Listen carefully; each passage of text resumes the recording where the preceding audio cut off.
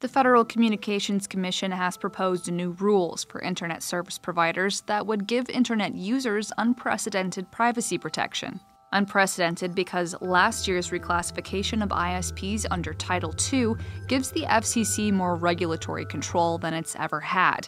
This would be the first time the FCC makes official tweaks to provider privacy practices. The proposal says customers deserve choice when it comes to the information they share and transparency in how ISPs use that data, and should expect ISPs will handle that information securely.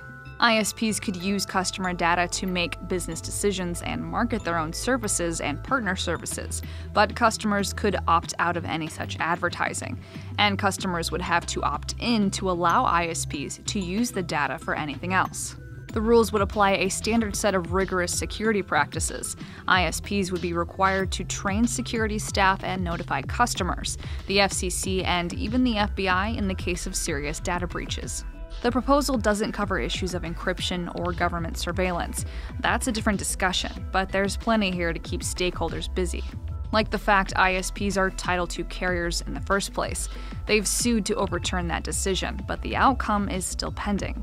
AT&T has decried so-called asymmetric regulation, wherein the FCC appears to want to place its thumb on the scale in favor of internet companies and against the companies that invest in broadband infrastructure in this country.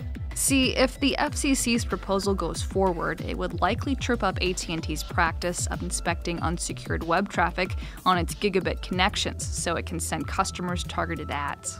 And there's dissent within the FCC itself. Commissioner Michael O'Reilly, who at the time said he had yet to read the proposal, nonetheless criticized it as a reckless approach to an important topic, especially where it clearly lacks expertise, personnel, or understanding. The FCC will vote on the proposal March 31st. If it passes, the rules will be finalized after a public comment period. For Newsy, I'm Leah Becerra.